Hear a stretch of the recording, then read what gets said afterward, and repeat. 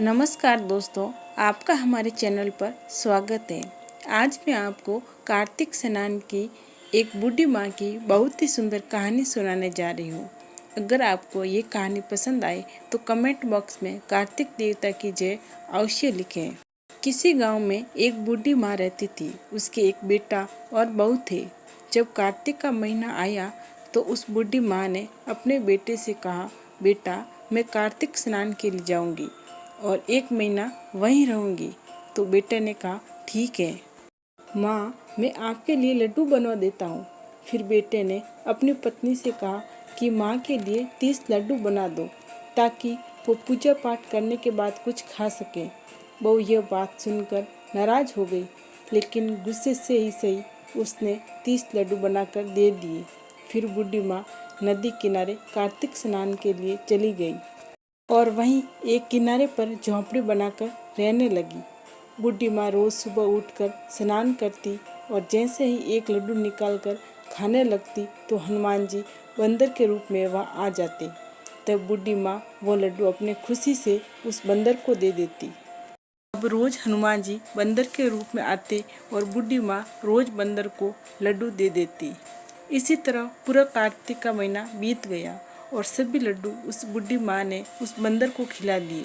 कार्तिक का महीना पूरे होने पर बूढ़ी माँ वापस अपने घर जाने के लिए तैयार हुई तो हनुमान जी वहाँ प्रकट हुए और उन्होंने बूढ़ी माँ की झोंपड़ी की जगह आलीशान महल बनवा दिया और बूढ़ी माँ का पूरा महल धन दौलत से भर गया। उसकी काया निरोगी हो गई, अन्न के भंडार से महल भर गया। इतना सब होने पर वो धूमधाम से अपने बेटे के पास गई। बूढ़ी माँ को इतना धनी देखकर उसकी बहू ने मन में कहा, अगले कार्तिक के महीने में मैं भी अपने माँ को कार्तिक स्नान के लिए भेजूंगी। धीरे धीरे समय बीत गया और फिर से कार्तिक का महीना आया तो बहू ने अपनी माँ को कार्तिक स्नान के लिए भेजा और अपनी माँ के लिए 30 लड्डू बना दिए। बहू की माँ कार्तिक स्नान के लिए गई। वह सुबह रोज जल्दी स्नान करती और फिर जैसे ही लड्डू खाने लगती तो हनुमान जी वहाँ बंदर का रूप रखकर उसके सामने आकर बैठ जाती। तो वो बहू की माँ उस बंदर को पत्थर मारकर वहाँ से भगा देती और कहती, इस लड्डू से तो मेरा पेट ही नहीं भरेगा, मैं तुम्हें लड्डू कहाँ से दूँ। उसका रोज का यही काम 30 दिन तक चलता रहा, लेकिन बहू की माँ ने कभी बंदर को एक भी लड्डू नहीं खिलाया।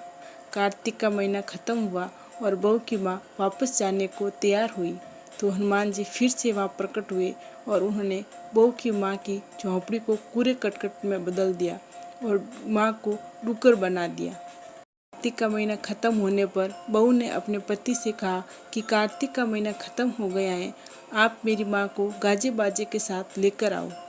तब वो लड़का अपनी सास को गाजे बाजे के साथ लेने गया तो वह वहाँ देखता है कि झोंपड़ी की जगह कूड़े का ढेर है और उस पर उसकी सास डुक्कर बनकर बैठी हुई है। लड़के को देखकर हनुमान जी प्रकट हुए और बोले, बेटा तुम्हारी माँ ने सच्चे मन से कार्तिक स्नान किया और पूजा पाठ किया, इसलिए ही तुम्हारी माँ पर कार्तिक देवता का आशीर्वाद बरसा है। लेकिन तुम्हारी सास ने पापी मन और लालच की वजह से ये कार्य किया था और कार्तिक के महीने में बेटी के घर का अन्न खाया, इसलिए कार्तिक देवता इससे नाराज हो गए, इसलिए ये डुक्कर बन गई। यह कहकर हनुमान जी वहाँ से अंतर्ध्यान हो गए। हे कार्तिक के देवता, जैसे आपने बूढ़ी माँ पर कृपा की वैसे अपने सभी भक्तों पर करना। जय हो कार्तिक देवता की, जय हो हनुमान जी की। आपको ये वीडियो पसंद आया है तो कमेंट बॉक्स में कमेंट करके ज़रूर बताएं। साथ ही वीडियो को ज़्यादा से ज़्यादा शेयर करें। धन्यवाद।